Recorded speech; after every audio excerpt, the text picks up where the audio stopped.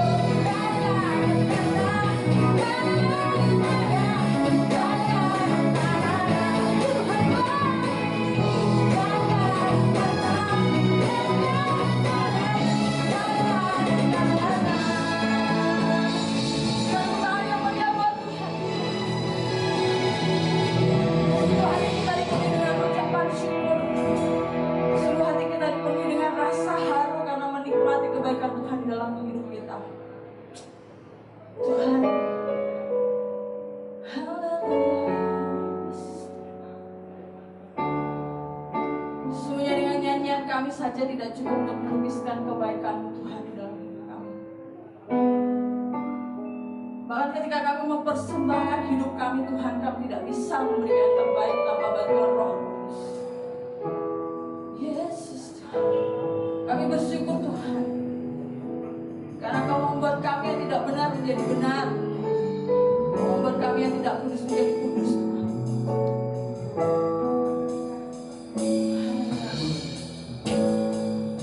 Haleluya, Yesus.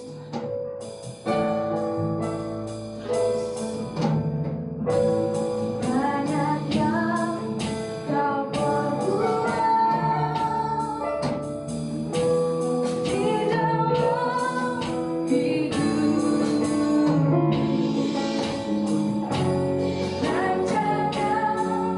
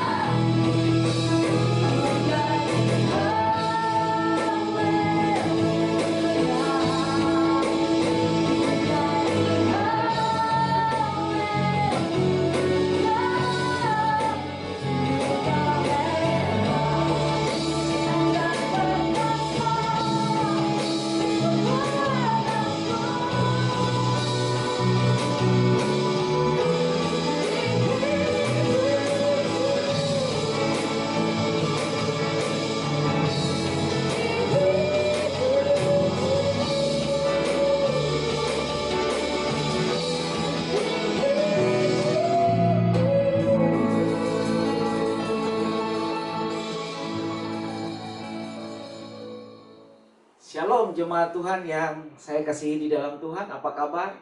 Saya percaya bahwa saudara dengan saya tetap ada di dalam pemeliharaan Tuhan yang ajaib dan heran.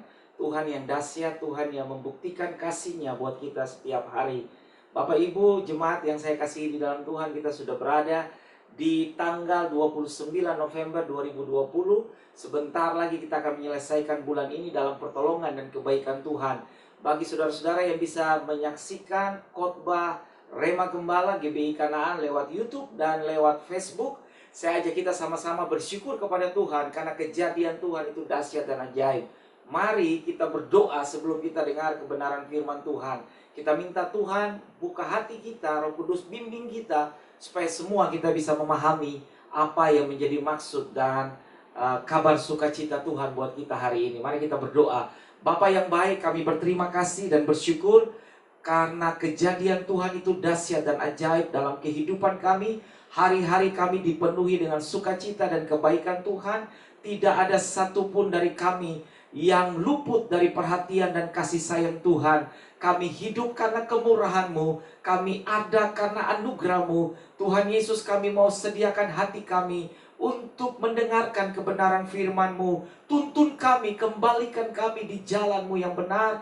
Rubah kami, sayang kami dan tegur kami lewat kebenaran firman-Mu. Roh Kudus, aku minta Engkau bantu kami dengan hikmat dan pengenalan akan firman-Mu, sehingga waktu firman-Mu diberitakan, kami bisa menerimanya dengan pikiran kami yang sudah diterangi oleh Tuhan, sehingga firman itu akan menjadi rema yang memberkati kami. Terima kasih Bapa yang baik. Kami berdoa memutuskan semua intimidasi, menghentikan semua pekerjaan kuasa kegelapan yang mencoba untuk menghalau dan mengambil alih firman dengan kekhawatiran, keraguan. Aku berdoa ketetapan dari Tuhan turun dalam hidup kami, sehingga kami berkata kepada Engkau, kami berhak menerima yang terbaik dari Bapa kepada kami. Terima kasih Bapa, di dalam nama Tuhan Yesus kami berdoa dan kami bersyukur. Haleluya, amin. Saudara-saudara yang saya kasihi di dalam Tuhan,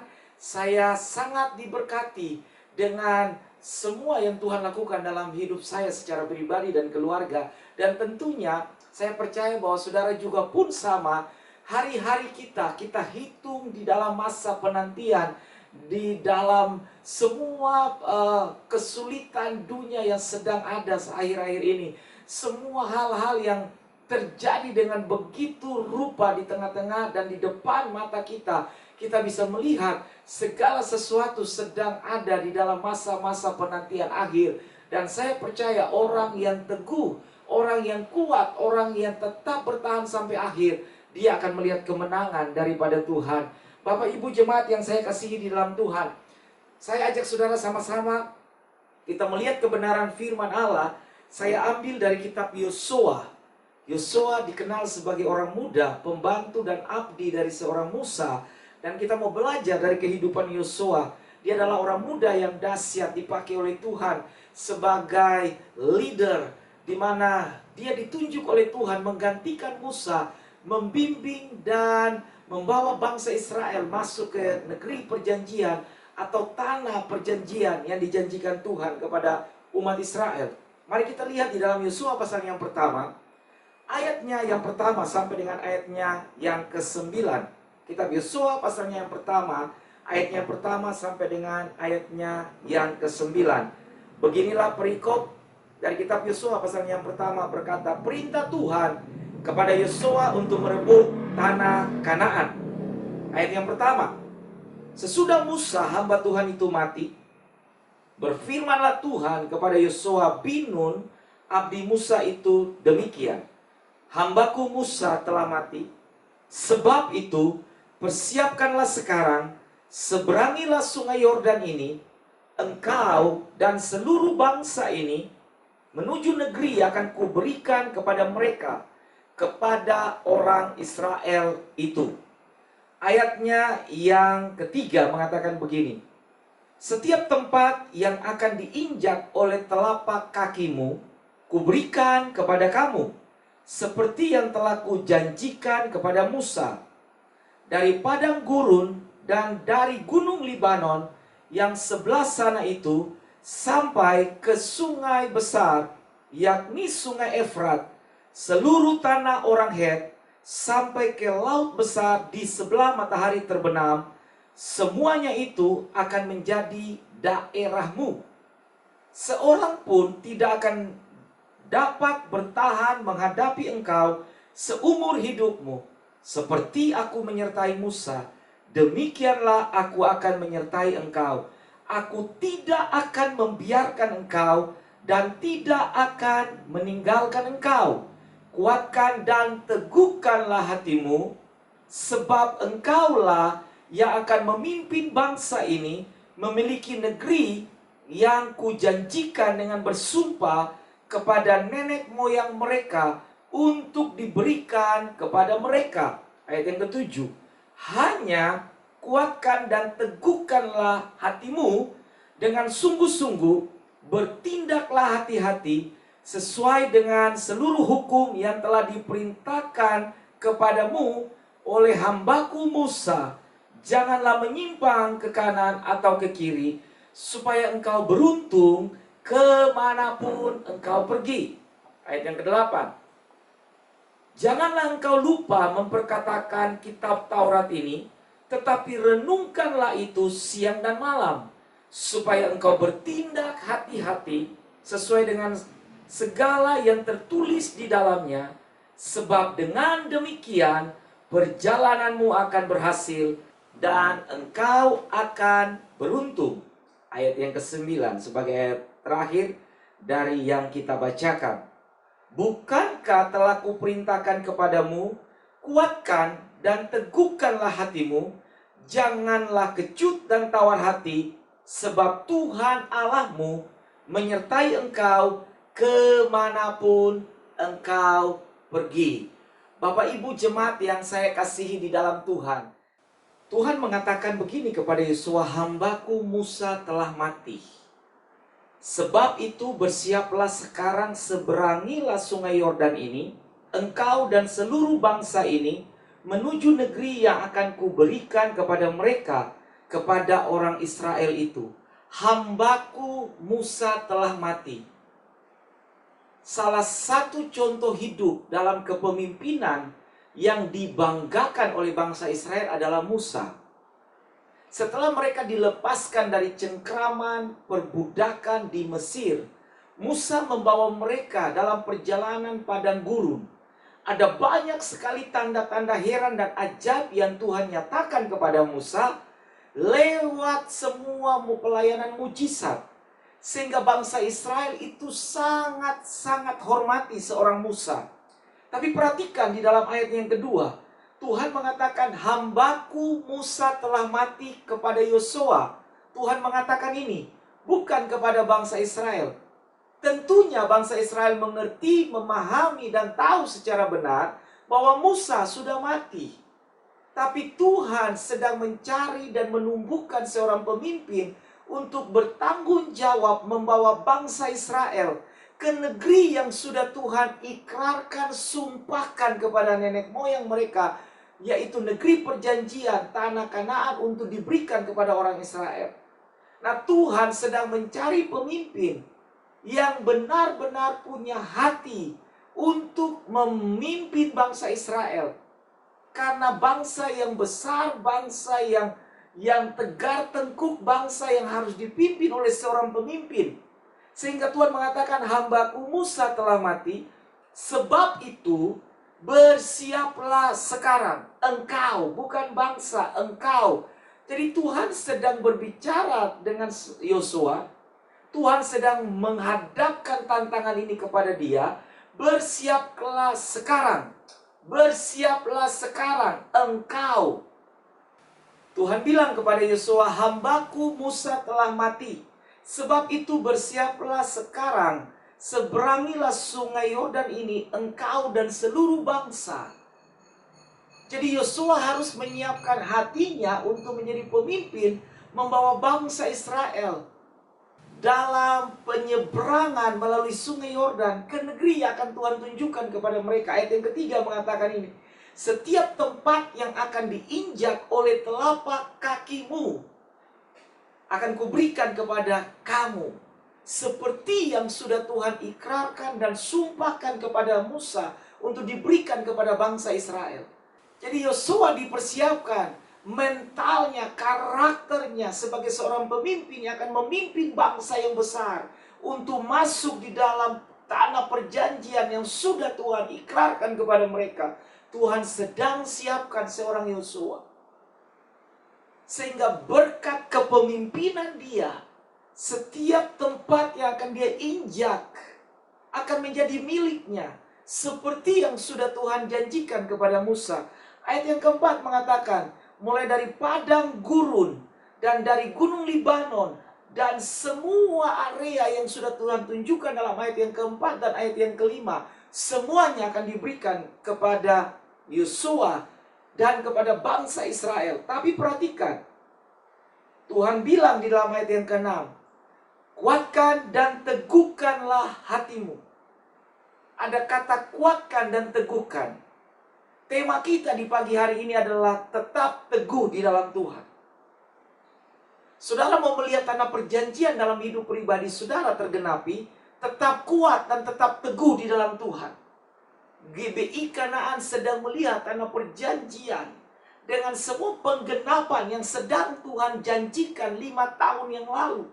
Setelah saya mendapatkan di dalam doa dan puasa, Tuhan mengatakan kepada kita secara pribadi kepada saya bahwa 5 tahun dalam kepemimpinan Tuhan akan memberikan sebuah gedung di mana kita bisa beribadah secara baik.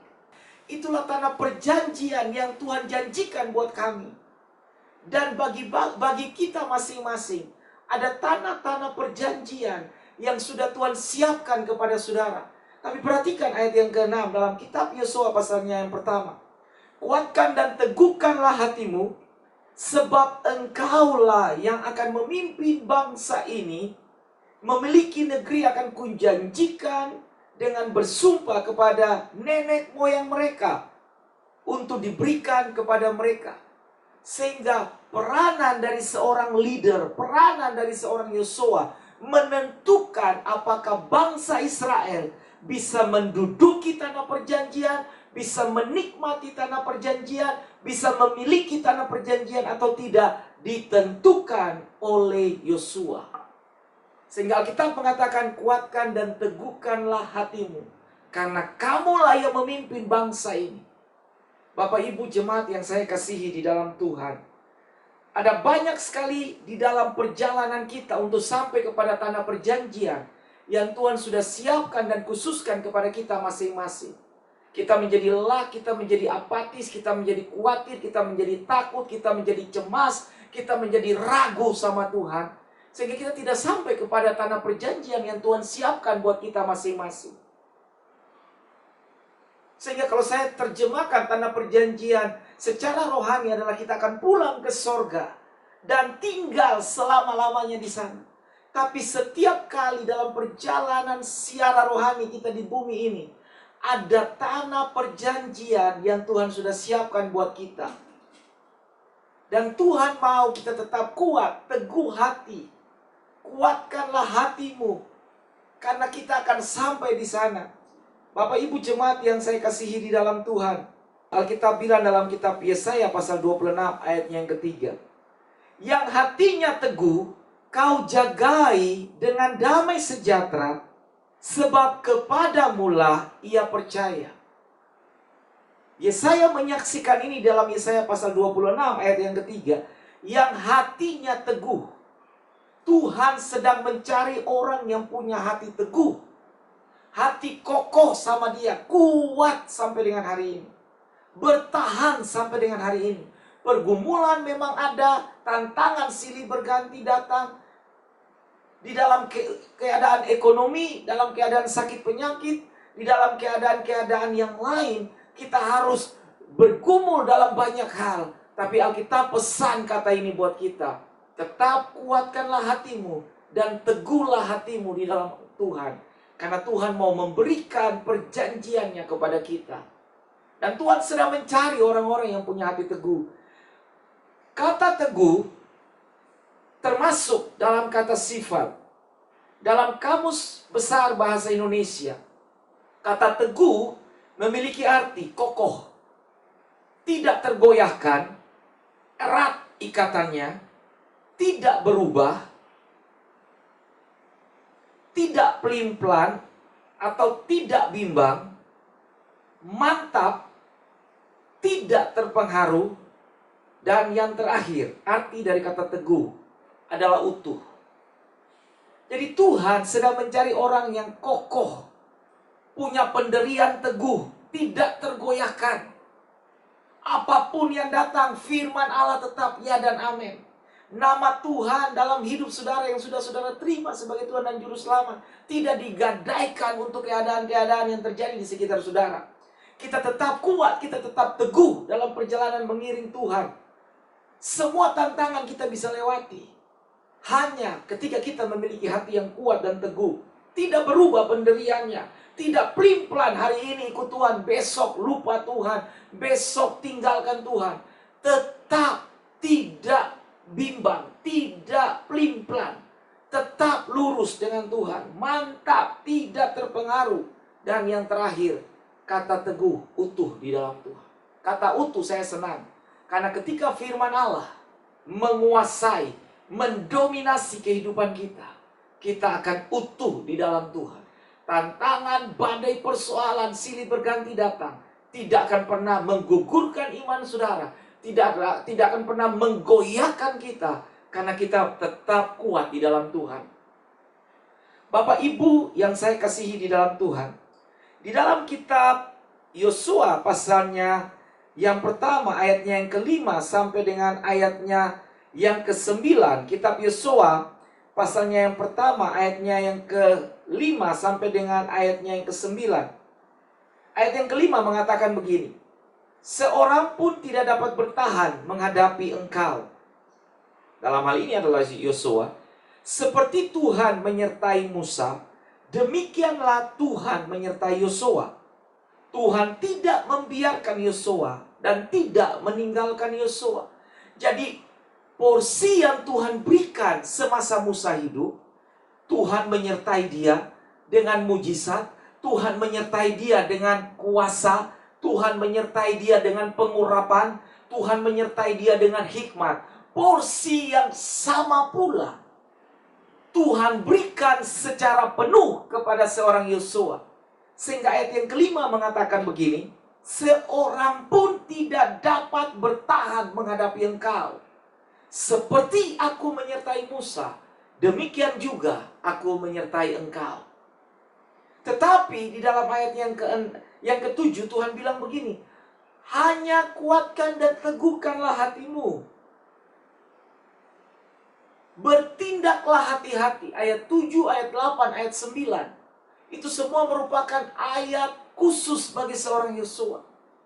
Karena dia harus tetap kuat, tetap teguh, tetap utuh di dalam pengiringan akan Tuhan. Tantangan di depan banyak. Dia harus membawa bangsa yang besar menduduki negeri yang dijanjikan Tuhan. Dengan bersumpah kepada nenek moyang, dia harus bertanggung jawab. Orang yang memimpin banyak orang adalah orang yang kuat dan teguh di dalam Tuhan. Tidak pelin-pelan dengan Tuhan. Karena dia bertanggung jawab untuk memimpin mereka, bertanggung jawab untuk menjagai mereka, bertanggung jawab untuk memberikan petua kepada mereka ketika dia dengar daripada Tuhan. Yakobus pasalnya yang pertama ayat yang ke-8. Sebab orang yang mendua hati tidak akan tenang dalam hidupnya. Orang yang tidak teguh adalah orang yang mendua hati. Dan orang yang mendua hati tidak akan pernah bisa menerima apa-apa. Bahkan Alkitab bilang tidak akan tenang di dalam hidupnya. Karena hati yang sebelah, hati yang satu berbicara lain, hati yang sebelah yang satu juga berbicara yang lain. Itu sebabnya waktu kita mengikuti Tuhan, ikut apa kata Alkitab. Sebab sampai dengan hari ini Alkitab tidak pernah keliru dan tidak pernah salah. Alkitab adalah ya dan amin. Jadi ketika Tuhan berbicara kepada kita, pegang suara Tuhan, pegang firman Allah, jalan dengan Tuhan, Lihatlah Allah bekerja dalam semua perjalanan hidup saudara. Sehingga ada negeri-negeri perjanjian yang sudah Tuhan siapkan dalam etape perjalanan iman kita. Kita akan lihat satu-satu tergenapi dalam hidup kita. Dia adalah Tuhan. Dan Dia sudah terbukti dalam banyak hal. Dan ketika Dia berjanji, Dia bertanggung jawab di atas setiap perjanjiannya. Untuk tetap teguh, jangan takut apa kata orang. Saudara pegang firman Tuhan. Orang bisa mengatakan bahwa dunia ini tidak relevansi lagi dengan firman Tuhan. Tapi saya mau kasih tahu, firman Tuhan sampai dengan hari ini, dunia berubah bagaimanapun, firman Tuhan tetap relevan. Firman Tuhan tetap ya dan amin. Jadi ketika orang mengatakan jangan berdoa, jangan baca Alkitab lagi, sudah tidak relevan lagi. Sekarang ikut saja apa kata dunia. Berhenti. Karena apa kata dunia tidak membawa kebaikan dalam hidup kita. Apa kata dunia saat ini baik, tapi ujungnya adalah maut. Apa kata Tuhan kita belum melihat. Ada banyak proses. Tapi saya mau kasih tahu, di ujung sana ada mujizat dan penyertaan Tuhan. Karena Tuhan berjanji, Dia menyertai kita sampai dengan kesudahan zaman. Keteguhan yang dimaksudkan dalam kitab Yosua, pasalnya yang pertama, ayat yang pertama sampai dengan ayat yang ke-9. Ada banyak sekali bukti Tuhan sedang berbicara kepada Yosua. Dan Tuhan ingin Yosua juga menerima secara utuh perjanjian Tuhan. Yang Tuhan pernah ikat dengan Musa, sekarang Tuhan ikat juga dengan Yosua. Sehingga ikatan Tuhan dengan Yosua akan sangat berpengaruh terhadap apa yang terjadi dengan bangsa yang akan Dia pimpin. Nah, Bapak Ibu jemaat yang saya kasih di dalam Tuhan, keteguhan yang betul-betul teruji di dalam Tuhan akan menghasilkan yang pertama, ketetapan hati untuk tetap berjalan dengan Tuhan. Yosua waktu diingatkan Tuhan, setiap tempat yang akan kamu injak dengan telapak kakimu akan kuberikan kepada kamu. Hanya kuatkan dan teguhkanlah hatimu.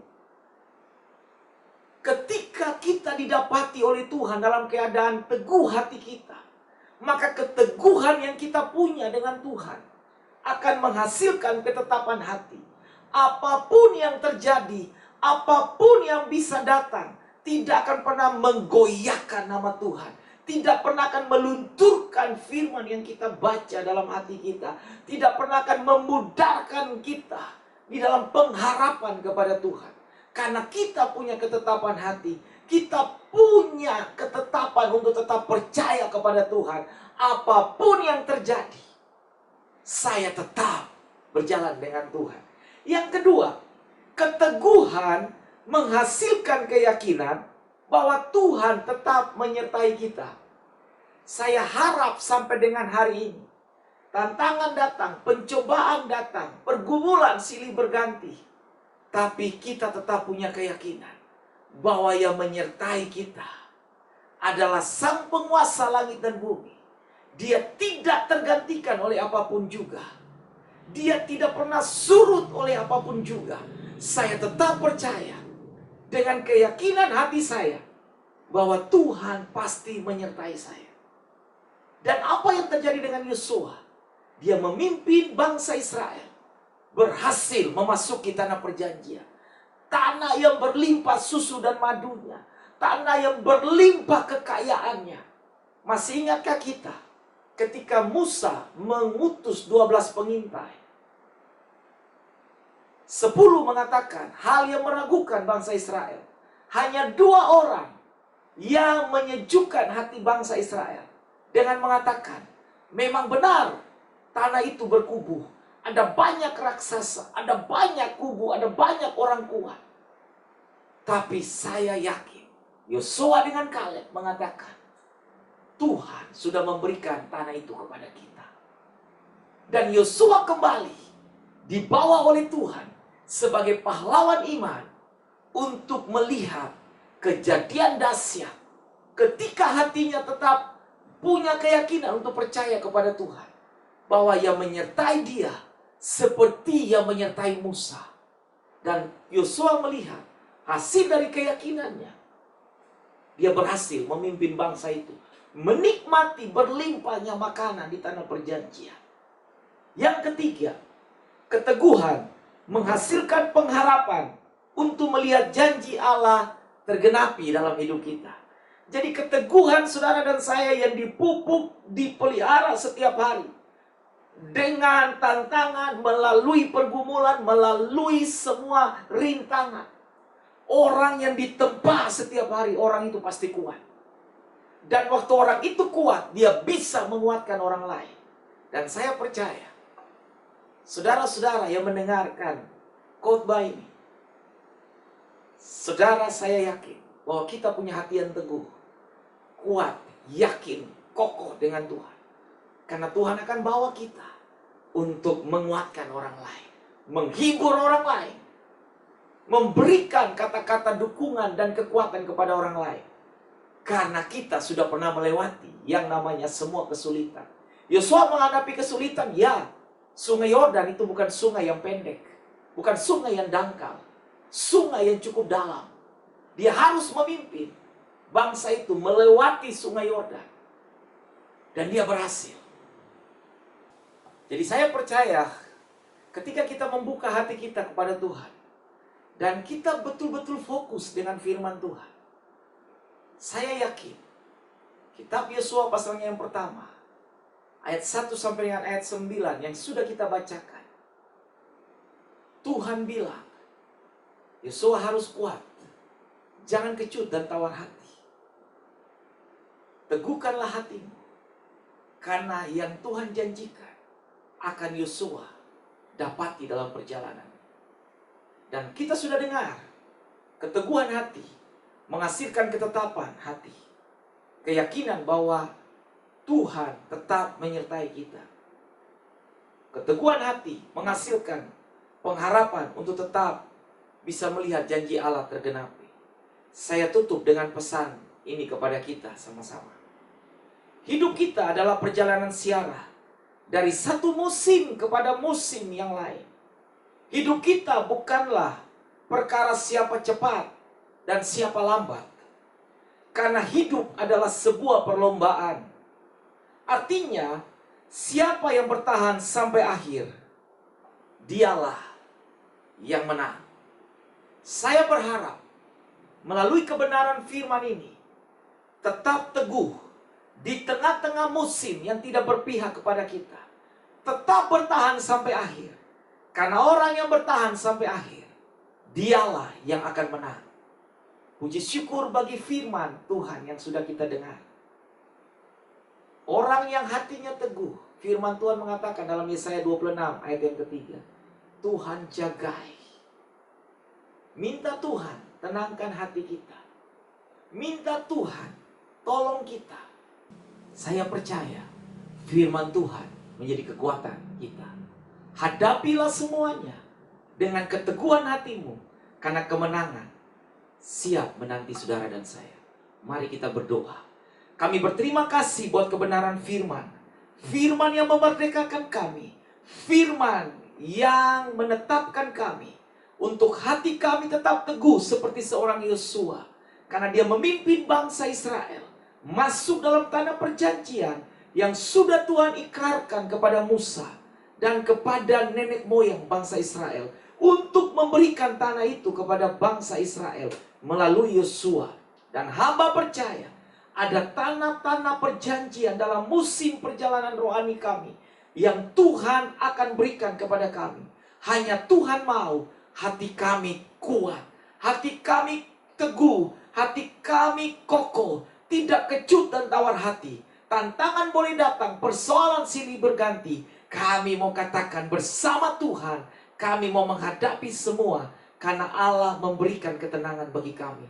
Bapa, terima kasih.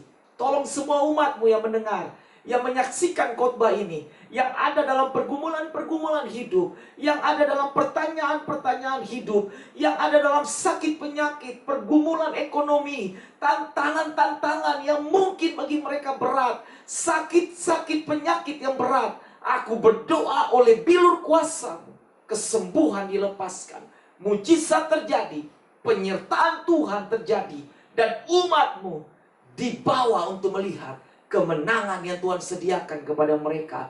Setan iblis tidak punya kuasa, karena kami umat perjanjian yang berhak menerima janji-janji Bapa bagi kami.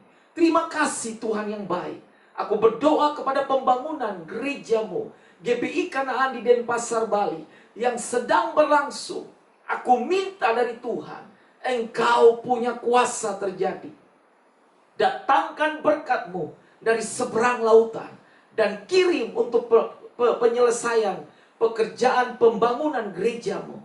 Kami tetap percaya, yakin bahwa ini rumah-Mu, Tuhan yang akan menyelesaikannya bagi kami. Terima kasih Bapa. Berkati para tukang, berkati semua tim yang ada. Demi nama Yesus, kami bersyukur buat Engkau, umat Tuhan yang saya kasihi. Angkat kedua belah tanganmu, arahkan hatimu, dan terimalah berkat pada pagi hari ini.